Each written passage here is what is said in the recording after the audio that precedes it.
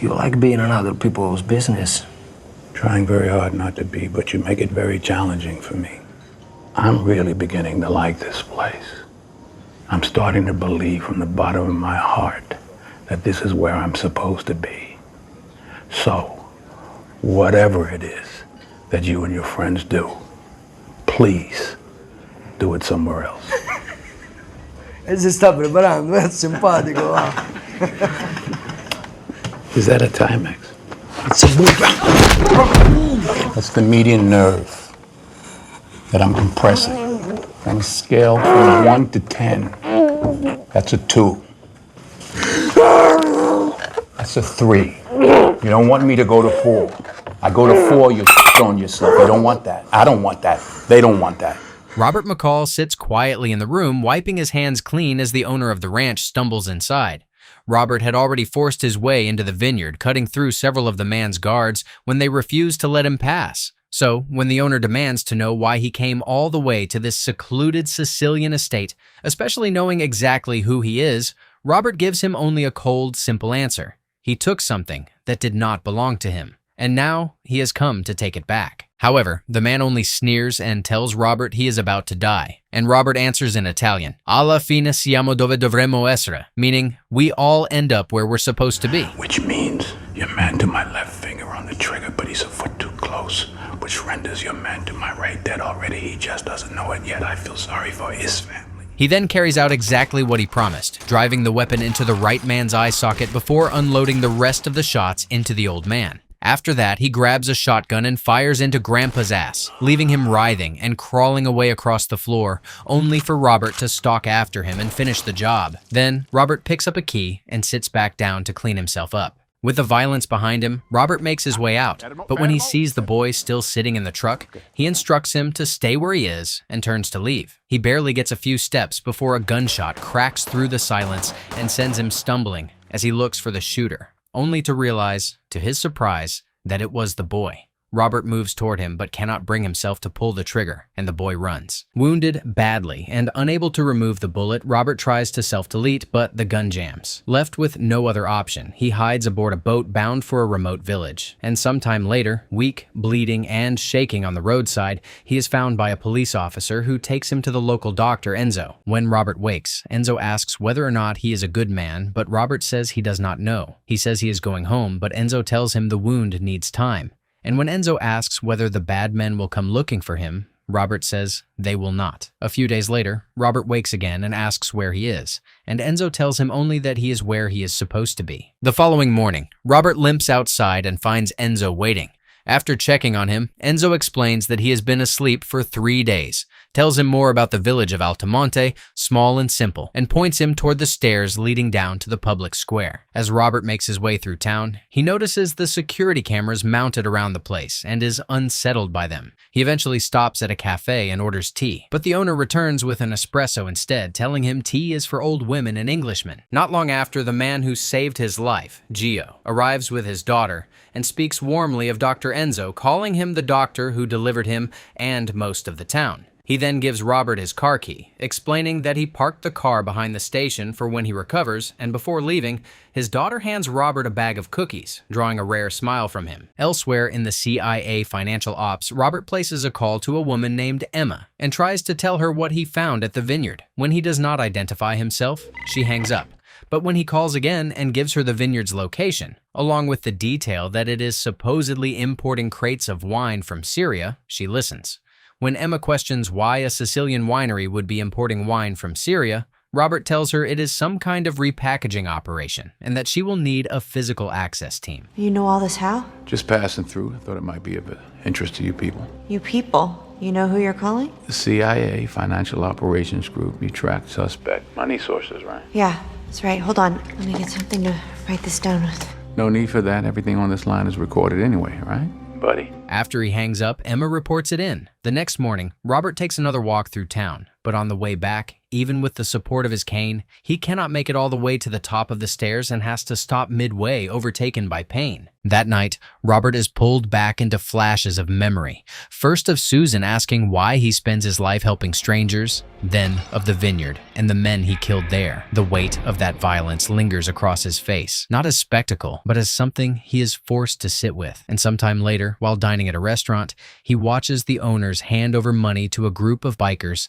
and understands immediately what kind of arrangement he is looking at. Later, while having tea at the cafe, the owner from earlier introduces herself as Aminah and introduces him in return as Roberto, and not long after, he receives a discount on a matching hat and shirt from one of the local vendors. On another walk through town, Robert passes the same group of thugs who earlier collected money from the restaurant owners. Inside, their leader, Marco, is pressing the fish vendor, Angelo, for payment. From outside, Robert listens as Marco beats Angelo savagely and leaves him crumpled on the ground. When it is over, Marco steps back outside and the men appear to take notice of Robert standing there. Before leaving, Marco warns Angelo that he had better pay next week, then locks eyes with Robert and rides off to Naples to see his brother.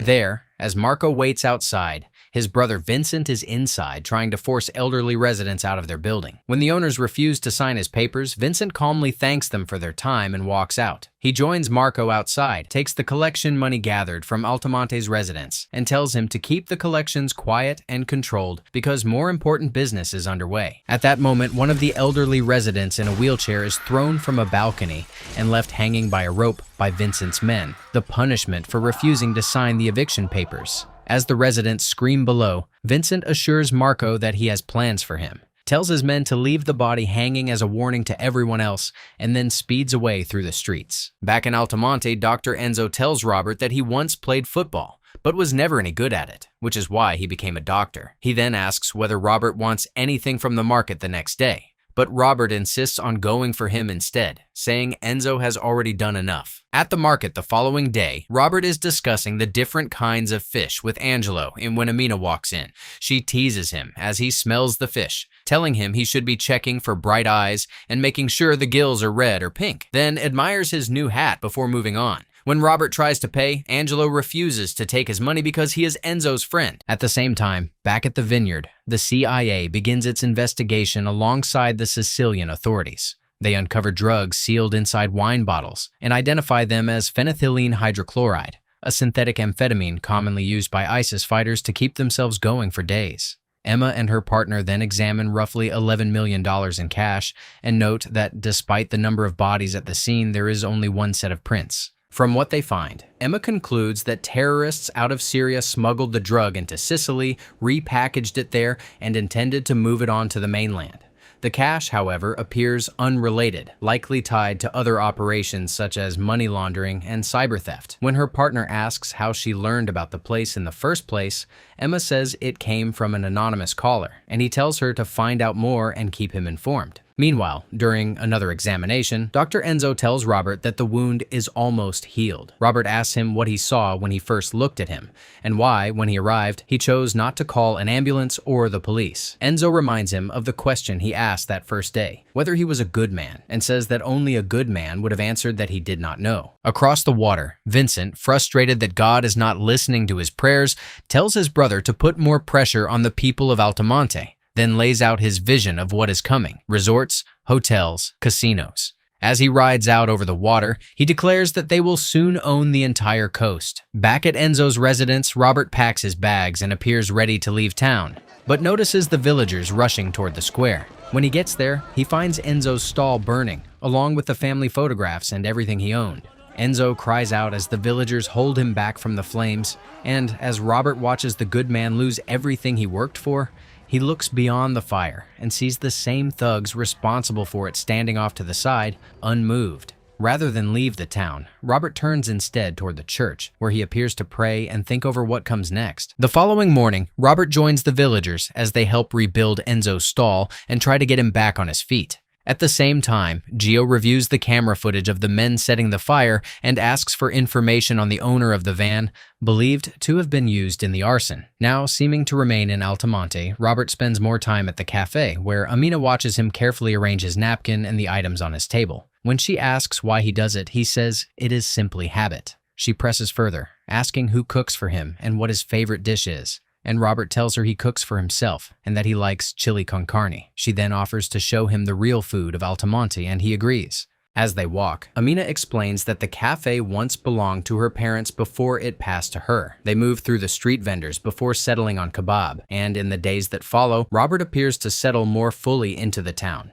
Enzo's place is restored. The locals begin to treat Robert as one of their own, and before long, he is running the stairs again without needing his cane. One day at the cafe, Robert notices the CIA agent Emma taking photographs of him. He jokes that he could pose for her, then counts down before flashing a smile for the camera. When she asks who he is and what he was doing at that farm in Sicily, Robert says only that he was passing through, just as he told her on the phone. She asks who he works for, but when he avoids the question, she threatens to bring him in. Robert only laughs, knowing she would need jurisdictional approval to do that, unless she intends to take him to a black site and torture him. She then asks where he got the agency number he called, and Robert tells her he found it in the black book. Changing approach, she asks whether he killed those men at the farm, but Robert answers only that drugs are a dangerous occupation. As she continues pressing and asks whether he is curious how she found him, Robert tells her exactly how she did it. She took the same ferry crossing, checked the security cameras on the terminal building, went back 2 weeks, found his license plate, then used GPS to narrow down the location, leaving only the name to search. Stick around. I'm just getting started. As she walks away, she calls back to him by name. McCall. Meanwhile, Gio is on his way to pick up his daughter from school when he gets a call from someone claiming she left early. He rushes to one of her teachers asking where she is, only to learn that one of the officers had already picked her up some time ago. Gio races home shouting for his wife and daughter, and the moment he steps inside, he finds Marco's gang already there holding them hostage. A thug strikes him across the back of the head, and Marco begins kicking him on the floor, accusing him of informing on them over the fire. He tells Gio he has people everywhere, then orders one of his men to grab the girl and threatens that next time he crosses them, they will hurt her or do something worse. Then they leave, abandoning Gio battered on the ground. Not long after, Enzo finishes treating the wound on his head, and Robert sees Gio as he comes out of the room. When Robert asks what happened, Enzo first says he fell, then gives him the truth, saying it was the Camorra, the Ndrangheta, and that they are cancer. And like cancer, there is no cure. Later, Robert continues rebuilding his strength and pushes himself up a long flight of stairs where Emma is waiting for him at the top. After a few words, Robert asks how her search went, and she tells him that, as far as she can tell, he is a ghost. Ooh. She then explains that the Sicilian farmer was Lorenzo Vitale, a man who spent 10 years on Interpol's most wanted list and ran a massive cyber empire siphoning money from offshore accounts, government agencies, and pension funds, while terrorists used his farm to move drugs onto the mainland. When Robert asks whether she has a plan, she tells him she is not new to this. Desk job 2 years, probably your first field tour. Robert advises her that she is dealing with locals now, people with their own agendas, and that what they say is not always what they mean. When she asks why he is helping her specifically, Robert avoids the question and instead asks why the drugs were not moved through Elba or Sardinia, and why anyone would choose to smuggle them into the most secure port in the region. Emma tells him she will come back with an answer once she has one, and when she does, he can answer her question in return. Why me?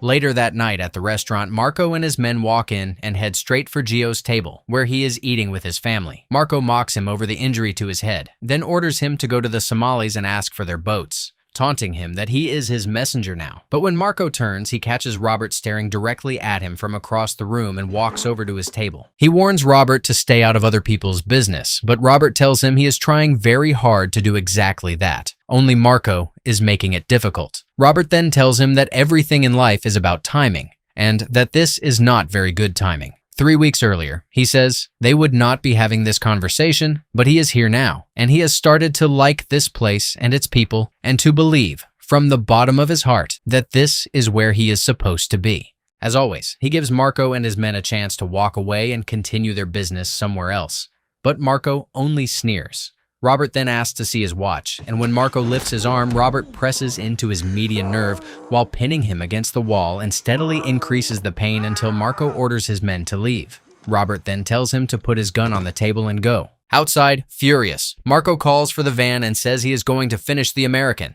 As he asks one of his men for a gun, the van suddenly slams into his man and crushes him against the wall. Marco moves toward the body, but Robert appears with a wine glass and smashes it across one other thug's face, dropping him. Marco pulls a knife, yet Robert slips past every slash, snaps his joints apart, and stabs him again and again while holding his gaze. The next morning, Gio and the rest of the police force examine the bodies Robert left behind. And among the evidence, they find the same drugs from the vineyard in the back of Marco's van. At the same time in Rome, a terrorist attack strikes a train station. And as Emma watches the news, her partner tells her the attackers have been identified as Syrian nationals, explaining that this is what the drug money has been financing. Emma concludes that they must have taken possession of the drugs in Naples, the easiest port through which to move them, and decides to start with the street dealers while her partner works upward from the dead men. She goes to the chief of police and asks permission to question a list of names.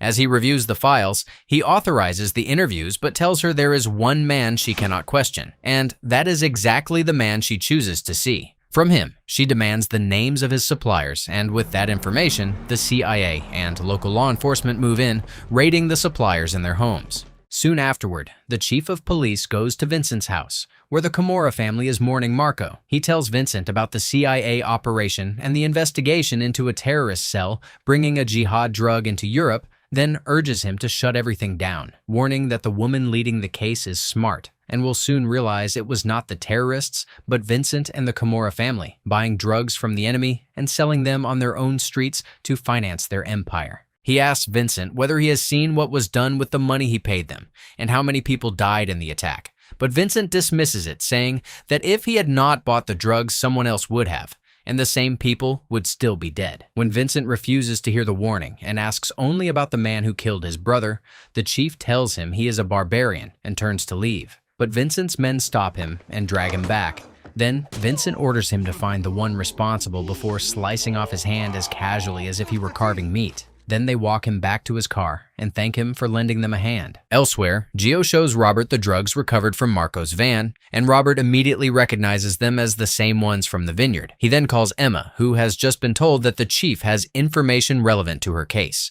As she walks toward her car, Robert tells her what he has learned, that this is not the work of terrorists, but of the Camorra family. Before she can go any further, a bomb detonates in her car and throws her backward. She is rushed to the hospital, where she tells her partner that this is not about terrorists at all, but the Camorra, and he tells her he is on it. Meanwhile, Vincent and his men arrive in Altoonte and force Gio to his knees in the square, calling the entire town out and demanding that they hand over the man who killed his brother. As Gio's wife and daughter watch in horror, Vincent shoots off one of Gio's ears and warns that if he does not start talking, the townspeople will die with him. Then a voice breaks in from the back. When Vincent demands that the speaker show himself, Robert answers that he was the one who killed Marco. He tells Vincent that he warned him to leave these people alone, and that when he refused, he did what he had to do. When Vincent mocks how far from home he is, Robert answers with the same Italian phrase he has used before, telling him that he is exactly where he is supposed to be, and then steps forward into view. Here I am. You understand what happens now. I understand weakness. I understand pain. I understand death. I understand suffering. And because of these people, I'm starting to understand peace. You can't take that away from me. God is my witness. You're not going to take it away from them, so do you understand? That's the question. Vincent retorts he can take whatever he wants, and Robert urges him to take him, just not here. Vincent refuses, saying this is exactly where it should happen, on these cobblestones, so the town can watch and remember. Robert looks out at the frightened villagers, embraces the priest, and stands ready. But just as Vincent raises the gun, another shot tears through the square. It is Dr. Enzo reloading and preparing to fire again. That single act breaks the paralysis. Angelo raises his phone and tells Vincent to shoot him too, and all at once the town follows, everyone lifting their phones and recording. Faced with the entire square turned against him, Vincent pulls back with his men, but not before promising that he will return and kill them all. Robert tells him he will be there waiting. Back at his home, Vincent demands everything his men know about the American, but they have nothing. None of their contacts are talking. For all they know, he could be FBI, CIA, or an enemy from another family. Furious, Vincent declares that they will kill him no matter who he is and burn Altoonte to the ground the very next day. But those plans never come. That night, Robert enters Vincent's mansion and begins cutting through his men. First the guards outside, then those inside the house. killing one with a knife to the neck and strangling another while Vincent sleeps unaware upstairs. He wakes only when blood begins dripping from the ceiling, followed by the body of one of his guards crashing down through the glass above him. Vincent grabs his gun and moves through the house calling for his men, but no one answers. Instead, he finds bodies everywhere, one even decapitated, until he starts crashing out and starts firing wildly into the empty rooms. Then, Robert finally knocks him unconscious. The fool wakes tied to a post, surrounded by the same drugs he has been selling, still threatening Robert and insisting that his men will find and kill him, even as he slobbers through the words. Robert answers only that everyone has to face death, then cuts him loose and tells him the pills will stop his heart in less than 6 minutes. Vincent staggers away, crawling and stumbling, as Robert follows a short distance behind, trailing him down the stairs, through the compound, and out through the gate, while a religious procession winds through the streets of Altoonte. Vincent soon reaches the road and is struck by a car, but even then, he keeps dragging himself forward until he collapses beside a fruit stand, where he dies with Robert standing nearby, watching the last of the town's evil finally burn out. The following day, in the hospital, Emma watches the news report that the CIA and Interpol have seized enough synthetic amphetamine to kill more people than the population of Naples. The Camorra family behind it has also been dismantled, and Vincent Quaranta, the alleged head of the Camorra's 5 families, has been found dead in the streets of Naples after overdosing on the same drug he pushed into those streets. Robert then enters her room, and Emma thanks him for the call that saved her life. When she asks what he has brought with him, Robert reveals in the bag is $366,400 in cash from the vineyard in Sicily. She asks what it is for, and he tells her it belongs to Greg Dyer, a 43-year-old bricklayer whose pension fund was hacked 9 months earlier, wiping out everything he had spent his life building with a single keystroke. So you tracked down some guy's life savings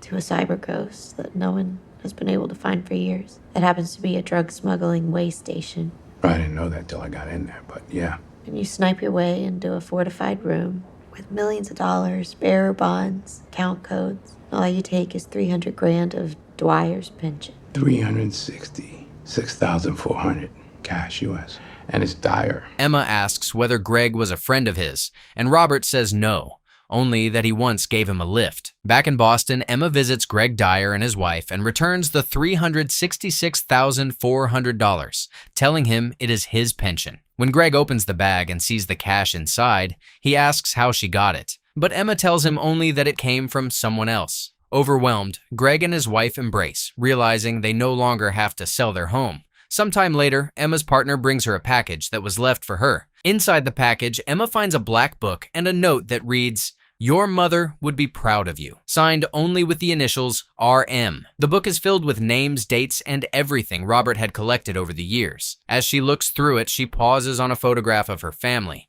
and it is revealed that her mother was Susan, Robert's late closest friend, the one who was killed in the previous film. Meanwhile, back in Altomonte, Robert watches the town celebrate a football match they have won. Aminah tells him it is a big moment for Altomonte, and Robert smiles as he looks around at the people who have become his new family. Then, finally, steps into the celebration with them, no longer just passing through, but exactly where he is supposed to be. I understand weakness. I understand pain. I understand death. I understand suffering. And because of these people, I'm starting to understand peace. You can't take that away from me. God is my witness. You're not going to take away from them, so do you understand? That's the question.